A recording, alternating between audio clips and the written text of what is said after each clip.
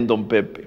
Don Pepe nos legó además ideas que han animado el desarrollo de Costa Rica por mucho tiempo. Tengo un amigo, Leonardo Garnier, que dice que don Pepe bien hubiera podido merecer el Premio Nobel de Economía. No por haber abolido el ejército, que esa es la candidatura al Premio Nobel natural, sino por una idea fundamental para entender la vida social y para conformarla. Y es la de que el desarrollo social es fundamental para que se dé el desarrollo económico. Es muy fácil y muy corriente decir que el desarrollo económico trae el desarrollo social. Don Pepe esto lo planteó al revés y dijo que sin desarrollo social no había un verdadero desarrollo económico sostenible y que pudiera multiplicarse en el país. Y esa fue la orientación de sus gobiernos, hacer crecer el bienestar en la población, y esa población que fue recibiendo bienestar fue mucho más capaz, por la preparación educativa, por las condiciones de vida, de producir para Costa Rica. La otra idea complementaria de esta es que las empresas solo tienen sentido en la medida en que beneficien al país. Don Pepe apoyó a las empresas siempre, pero insistía en que toda empresa, y por eso no había que estar contra las empresas, toda empresa verdadera cumple un cometido social. Esas ideas han penetrado profundamente la vida nacional. Yo creo que sin don Pepe y algunas otras notables personas que le ayudaron, la concepción que tenemos hoy de un Estado social de derecho no hubiera madurado en Costa Rica. Yo le recuerdo a la gente a veces cuando hablo de estas cosas lo que era Costa Rica en 1948. Una ciudad como Alajuela era más pequeña que Grecia en este momento. Era una vida rural, de niños descalzos, de niños que se morían en cantidades, de gente desescolarizada, sin luz eléctrica, con una vida simplísima. La vida del costarricense, 15, 20 años después de la Revolución del 48, es otra, completamente. Y aunque hoy en día tenemos muchos problemas y hacemos bien en concentrarnos en nuestros problemas y ser críticos de la realidad social, la verdad es que los problemas que tuvo Costa Rica eran terribles en comparación con los que tiene hoy, y gracias a la acción de don Pepe, fundamentalmente, porque fue el iluminador de la vida de Costa Rica, logramos dar pasos agigantados.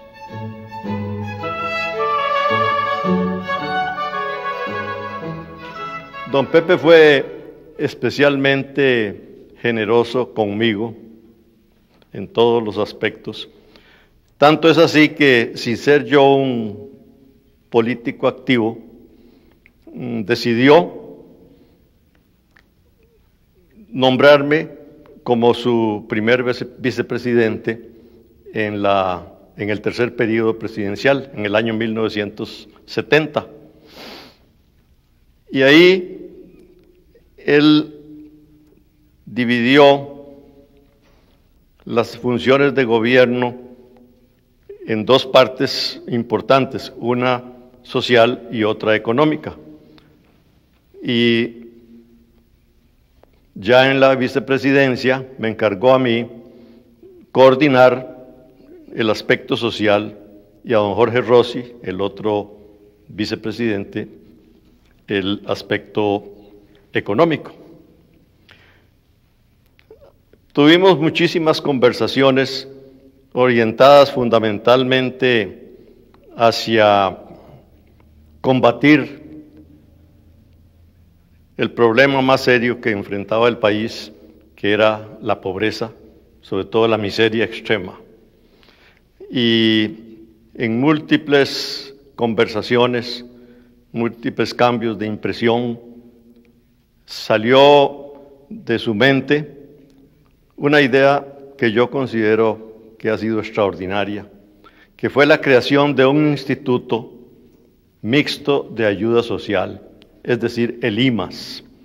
Y se llama mixto, se lo ideó como un organismo mixto, porque iba a tener participación equivalente el sector público y el sector privado.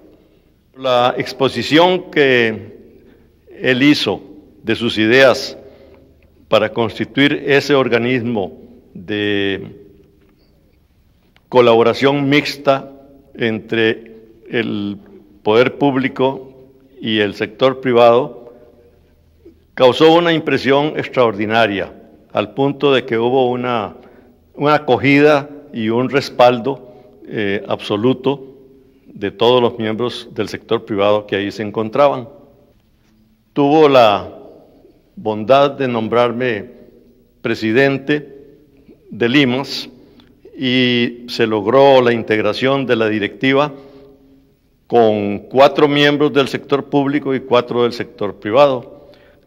Se logró así estructurar el proyecto de ley de la creación del IMAS, que se envió a la Asamblea Legislativa en 1970 y que fue aprobado por unanimidad, caso creo que yo único en la historia de la Asamblea Legislativa.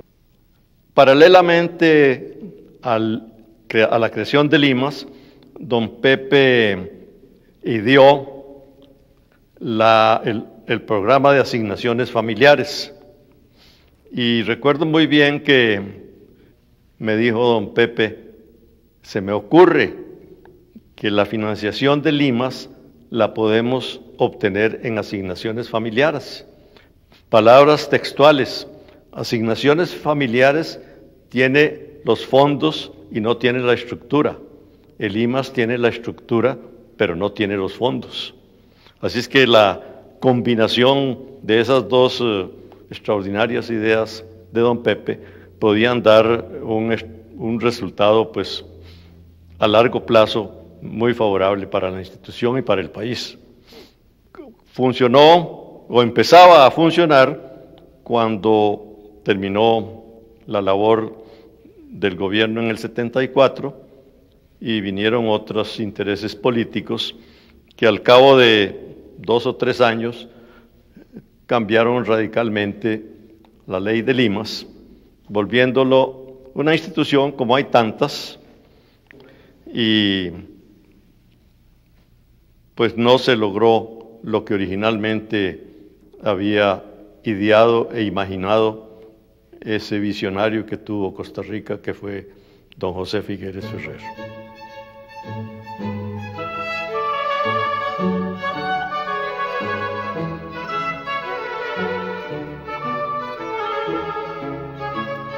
El legado básico de don Pepe en el sistema cultural y educativo empieza en 1929. Empieza como una anécdota en la universidad en los Estados Unidos, primero en Boston y luego en Nueva York, con 2 ideas que fructificaron durante mucho tiempo después. La primera idea de la Universidad Nacional y la segunda idea el tecnológico, lo que él llamaba el politécnico. Esa idea de aquellas carencias que él había tenido en su relación con lo académico y la necesidad que la generación que fue fundada por la Segunda República no careciera en amplitud y oportunidades a lo que él no había podido tener. Un autor que influyó muchísimo en él fue Bertrand Russell en su concepto de lo que era la educación, que era una educación libre.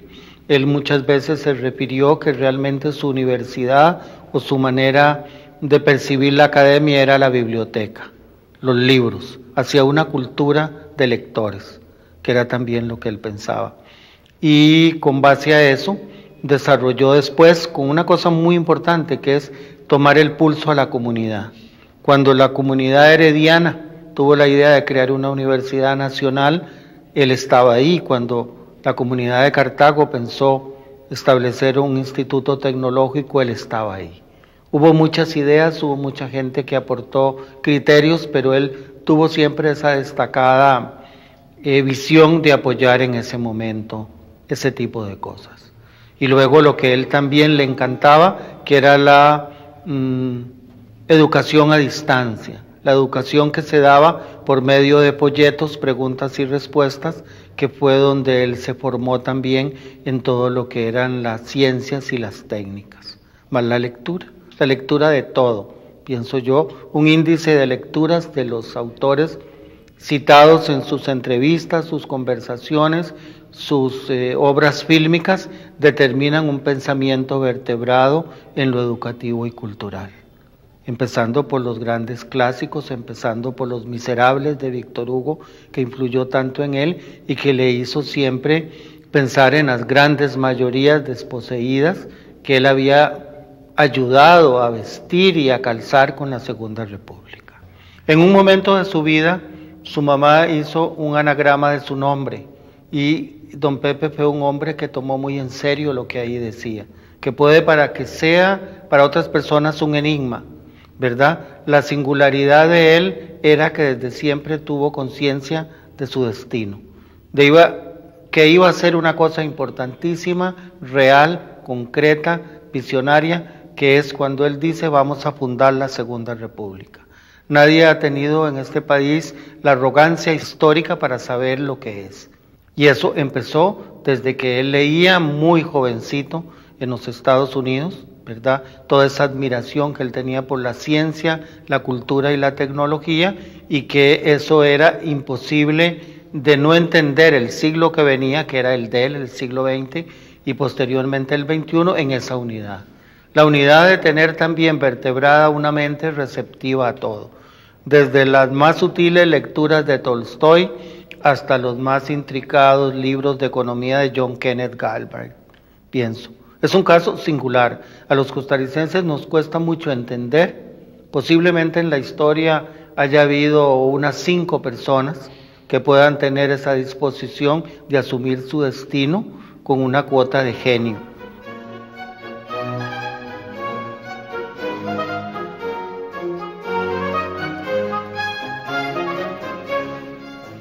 Yo con don Pepe tengo una deuda que es personal y al mismo tiempo histórica. Yo soy, y lo digo con todo orgullo, yo soy un hijo de toda esa revolución cultural que él propone a partir de 1970. Soy un producto directo de eso. Yo sería, mi persona sería inconcebible sin ese ambiente, sin esa avidez, ese apetito de cultura que él fomentó, que él auspició, que él permitió durante esos últimos años en que fue presidente.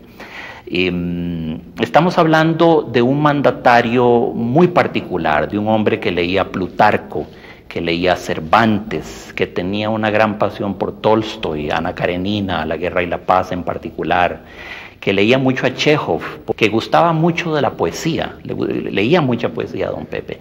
Es decir, no estamos hablando de un tecnócrata, no estamos hablando de un burócrata en el sentido tradicional de la palabra, estamos hablando de un pensador, de un hombre con perfecta conciencia de lo que la cultura significa en un país.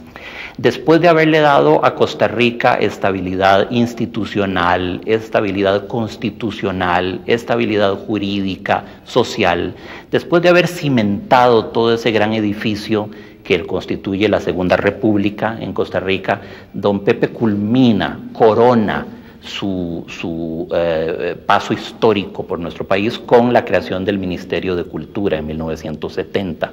Y el Ministerio de Cultura es como la institución matriz de la cual salen todo lo que conocemos, de danza, teatro, literatura, la Orquesta Sinfónica Nacional, el programa juvenil, el Coro Sinfónico Nacional, museos, toda esta gran configuración cultural. Y es este ministerio el que le cambia el rostro, le cambia la fisonomía cultural al país. La cultura de nuestro país es una y es otra después de este momento clave. De pronto la cultura deja de ser la incumbencia de un departamento, no, de pronto tiene la dignidad suficiente como para merecer todo un ministerio. Y fueron años fundamentales para mí.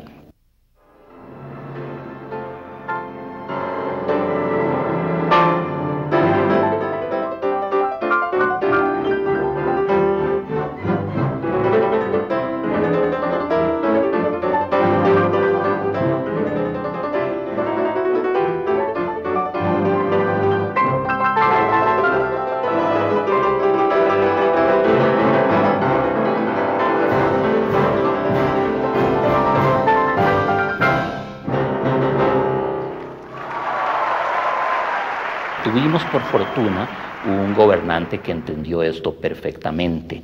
Una vez más, no solo de pan vive el hombre. Se hablaba antiguamente de las dos formas de bienes que puede tener el ser humano en una sociedad, el bonum instrumentaliter, el bien instrumental, que es, por ejemplo, todo lo que atañe a las necesidades físicas, materiales, lo que es infraestructura, lo que es alimentación, lo que es tecnología, que es un instrumento para otras cosas y que por supuesto es necesario, indispensable, ¿quién lo niega? Pero por otra parte teníamos también el bonum essentialiter, el bien esencial, que es todo lo que tiene que ver con el patrimonio cultural, con el espíritu, con la sensibilidad, el pensamiento, la educación, el bien esencial, porque forman parte de la definición de esa esencia del ser humano. De lo contrario, estaríamos condenados, sin toda esa dimensión, estaríamos condenados a, como alguna vez lo expresó tan elocuentemente Guido Fernández, a vivir una riqueza vulgar o una pobreza sin dignidad. Pero eso es lo que la cultura evita, que en el mejor de los casos, si nos toca ser ricos, no caigamos en la vulgaridad, en la ramplonería, en el materialismo, y si nos tocase en suerte ser pobres, por lo menos lo seamos con dignidad, con altivez, con sensibilidad. Y la cultura es lo que nos permite eso. Tuvimos, una vez más, repito, un presidente visionario, absolutamente excepcional, que entendió esto, que leyó esto social e históricamente con extraordinaria exactitud, con gran lucidez. Yo me siento muy afortunado de haber pertenecido a la era de don Pepe. Una vez más, me considero un hijo espiritual, social de él. Y no puedo menos que evocar, por supuesto, su frase, su famosa frase: ¿para qué tractores sin violines? ¿Para qué tractores sin violines? Esa fue la frase que don Pepe, en un discurso improvisado en el antiguo anexo del Teatro Nacional, dijo el 26 de julio de 1972, mañana que inauguramos el programa juvenil de la Orquesta Sinfónica Nacional. Esto es una escuela de música para los niños costarricenses, producto de esos niños de lo que significó esa especie de revolución musical, que fue una de las cosas que le avivaron más, recuerdo, la atención. Cuando yo le propuse lo de la reorganización de la orquesta y crear un clima que favoreciera al músico costarricense, las artes, le produjo el recuerdo muy claramente cómo se le avivó, cómo le brilló la mirada. Era una cosa muy impresionante ver que aquel hombre político, estadista, aquel gran líder, aquel hombre inspirado, culto, universal, le fascinara la idea de que al costarricense le pudiéramos poner instrumentos, en este caso musicales, en la mano, y que los niños en los campos, que los campesinos, que los citadinos pudieran hacer música, hacer algo con el arte.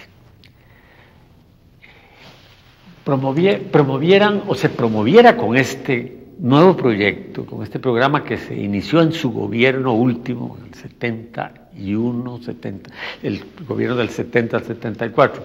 Esto ocurre el 26 de julio, ya lo dije, del 72, la creación del programa juvenil, que es cuando dice la frase: ¿para qué tractores sin violines? ¿Por qué la dice? Porque su gobierno acababa de invertir millones de dólares en la compra de tractores para el Ministerio de Obras Públicas, y él habló del progreso, abrir caminos, hacer carreteras, cemento, progreso, riqueza para el país.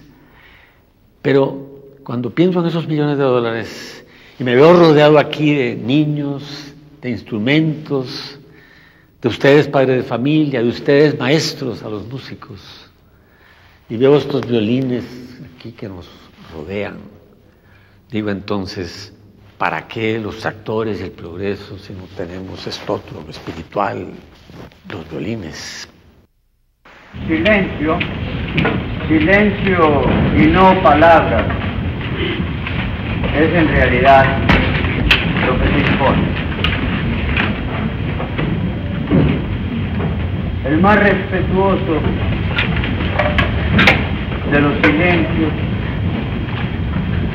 debiera ser mi única expresión, tratando de interpretar el alma nacional ante el espectáculo que estamos presenciando.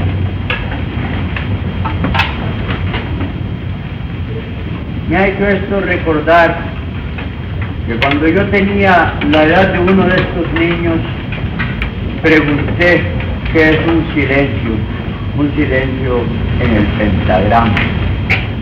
Y me contestaron, un silencio es una nota que no suena. Cuán sonoras son las notas que no suenan. Yo quisiera leer algo que dijo don Pepe, 1 de mayo de 1973. Dijo don Pepe: mis preocupaciones actuales llevan un germen de paradoja. Hace 25 años solo me preocupaba la pobreza. Hoy me preocupan la pobreza y la riqueza. Pero tengo otra angustia que a muchos parecerá prematura y tal vez inaudita. ¿Qué clase de sociedad y qué clase de seres humanos seremos cuando lleguemos a la abundancia? La ciencia y la productividad del trabajo están creciendo con rapidez. Lo que no está creciendo con igual rapidez es la sabiduría. Y agrega: corremos el peligro de llegar a ser un pueblo rico y vulgar. Le horrorizaba la idea de la vulgaridad. Creo que esa política, esa clarividencia suya, esa intuición que tuvo don Pepe para darse cuenta de la trascendencia que tenía el poder hacer a los costarricenses profesionales, verdaderamente profesionales, en un arte tan difícil como la música o cualquiera de las artes.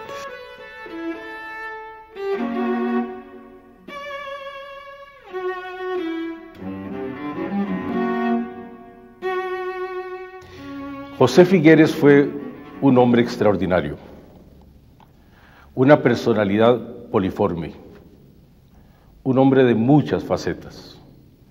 Ese hombre es el principal factor de la singularidad costarricense. Pero como todo en la vida, llega a su fin. Yo tuve la suerte al final de sus días, o cercano al final de sus días, de preguntarle a don Pepe qué pensaba de la muerte. Yo quisiera morir en el mayor uso posible de mis fuerzas y de mis capacidades intelectuales.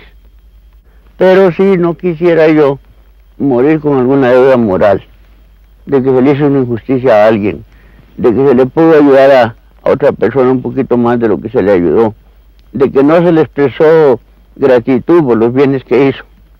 Yo no quisiera morir con esa clase de deudas morales. Ya en junio de 1990 falleció José Figueres. En el Museo Nacional, aquí donde nos encontramos, se hizo una vela por donde pasaron miles y miles de costarricenses a darle el último tributo. Ese hombre había dicho en vida que quería que sus restos descansaran en el lugar que más quiso de todos, en la lucha, a la par de sus campesinos, el grupo humano que más amó.